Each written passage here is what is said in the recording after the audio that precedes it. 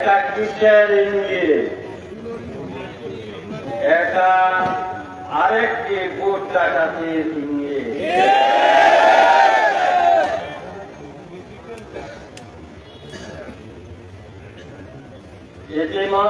EVM দিয়ে digital ডাকাতির কথা বাদ দিলাম। আজকে আপনারাই বলুন, নির্বাচনে আর মাত্র মাস খানেক বাকি আছে। আপনারা কি জানেন কিভাবে ইভিএম এ ভোট দিতে হয়? নির্বাচন কমিশন যদি চাইতো তারা তো 6 মাস আগে থেকে ইভিএম দিয়ে ভোট দেওয়ার প্রশিক্ষণের আয়োজন করতে পারত। তারা তা করেনি, কারণ তারা সুস্থ অনিরপেক্ষ নির্বাচন চায় না। তারা এবার চায় ডিজিটাল কায়দায় ভোট ডাকাতি। নির্বাচন কমিশনকে আমি একটি চ্যালেঞ্জ দিতে চাই, আপনারা নিরপেক্ষভাবে সিলেটের যে কোনো স্থানে ইভিএম এর ভোট নিয়ে মানুষের মধ্যে জরিপ করে দেখুন। দেখেন 99% মানুষই বলবে তারা ইভিএম চায় না। ইভিএম তারা বুঝে না এবং ইভিএম এর প্রতি তাদের ন্যূনতম আস্থা নেই। এবার ইভিএম বাদ দিয়ে ভোটাধিকার নিয়ে কথা বলি।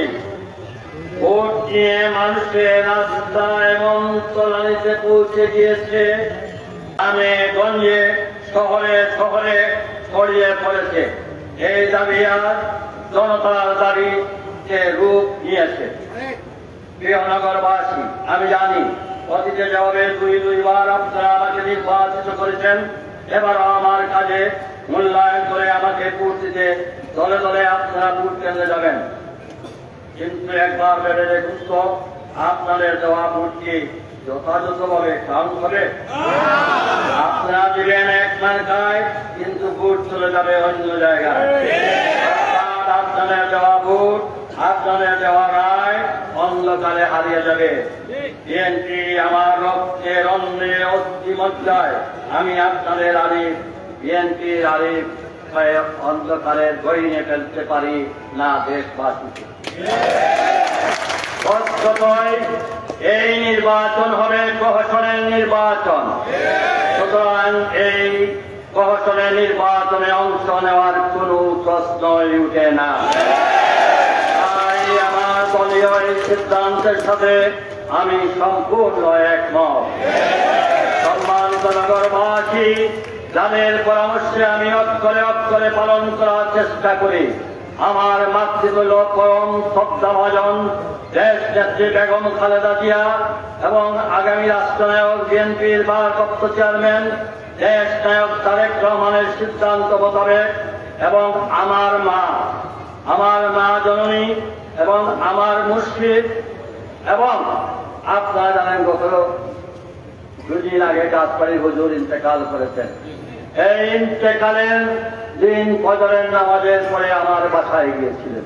এটাই ছিল আমার সঙ্গে তার শেষ দেখা।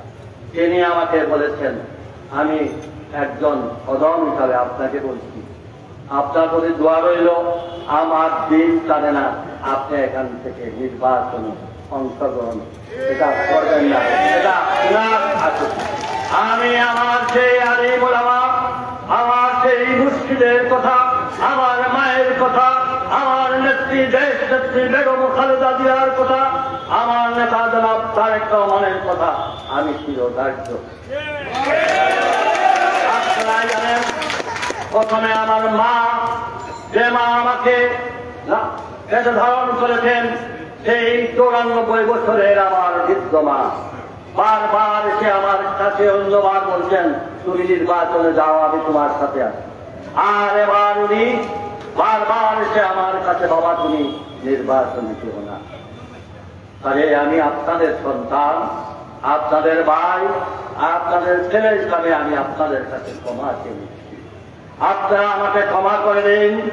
ইনশাআল্লাহ মেয়র থাকলে যে কাজ করতে পারবো, মেয়র না থাকলেও ইনশাআল্লাহ এই নগরের সব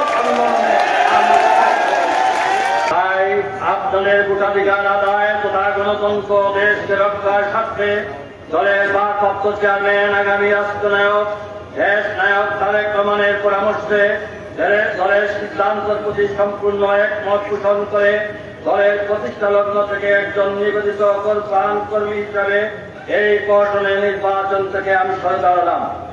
একই সাথে আমি মহানগরের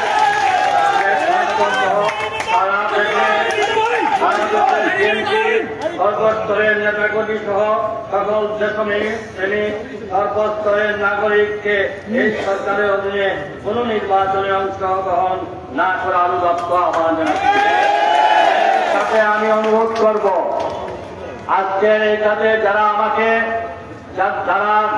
গুম হয়েছেন, যারা এই আন্দোলনের জন্য শহীদ হয়েছেন, বাংলাদেশের অনেক রাজনৈতিক দলের নেতা কর্মীরা, তাদের জন্য তাদের রক্তের সঙ্গে বেইমানি করে আমরা নির্বাচনে যেতে পারি।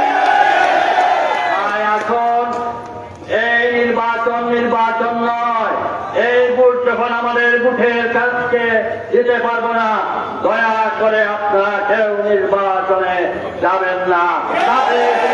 আপনারা কি